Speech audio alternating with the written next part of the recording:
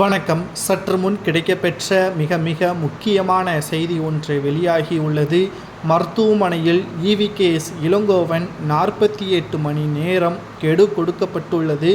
முன்பாக இவர் மருத்துவமனையில் அனுமதிக்கப்பட்ட பிறகே இவரது உடல்நிலை மிக மோசமானதாக இருக்கிறது என்றும், இதனால் இவர் வகித்து வரக்கூடிய ஈரோடு கிழக்கு தொகுதி எம்எல்ஏ பதவி ராஜினாமா செய்யக்கூடிய நிலைமைக்கு தள்ளப்படுவார் என்றும், அவர் உயிரோடன் வந்தாலும் அல்லது அவர் மருத்துவமனையில் ஏதேனும் சிகிச்சை பலனின்றி அவருக்கு ஏதேனும் நடந்தாலும் நிச்சயம் ஈரோடு கிழக்கு தொகுதியில் இடைத்தேர்தல் நடைபெறும் என்று அரசியல் வட்டாரங்களில் பேசப்படுகிறது.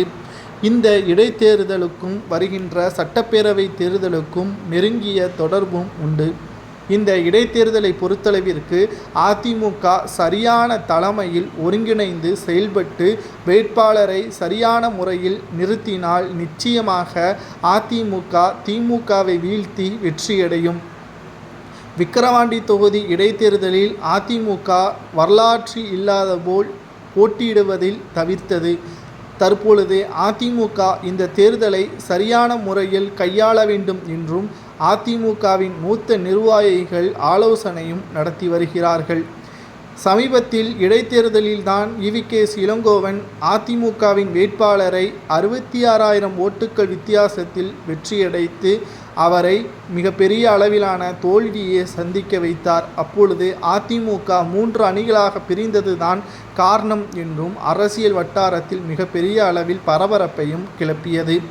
அன்றிலிருந்து தற்பொழுது வரை ஈவிகேஎஸ் இளங்கோவன் அவர்கள் உடல்நிலை குறைவின் காரணமாக மருத்துவமனையில்தான் அனுமதிக்கப்பட்டு வருகிறார். சட்டப்பேரவைக்குள் செல்லாத ஒரே எம்எல்ஏ என்றால் அது இவர்தான் என்றும் அரசியலில் பேசப்படக்கூடிய வகையில் அமைந்துள்ளது. ஈவிகேஎஸ் இளங்கோவன் அவர்கள் நிச்சயமாக ராஜினாமா செய்யக்கூடிய சூழல் உருவாகும். அந்த தொகுதியில் எந்த ஒரு பயனும் கடந்த 3 ஆண்டுகளாக செய்யவில்லை என்றும் விமர்சனங்களும் பேசப்பட்டு வருகிறது.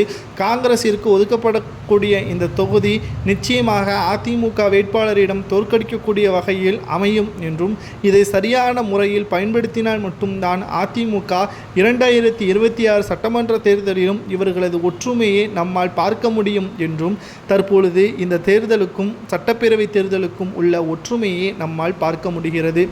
டிசம்பர் 15ஆம் தேதி அதிமுகவின் செயற்குழு கூட்டம் நடைபெறுகிறது. இதில் முக்கியமாக பார்க்கக்கூடிய விஷயம் என்னவென்றால், அழைப்பிதழ்கள் இருக்கக்கூடியவர்கள் மட்டும்தான் இந்த செயற்குழு கூட்டத்தில் கலந்து கொள்ள வேண்டும். ஆனால் செங்கோட்டையன் அவர்கள் ஓபிஎஸ்ஸிற்கும் வைத்திலிங்கம் மனோஜ் பாண்டியனிற்கு அழைப்பிதழ் கொடுத்திருப்பதால் அதிமுக ஒன்றிணையும் என்றும் எதிர்பார்க்கப்படுகிறது.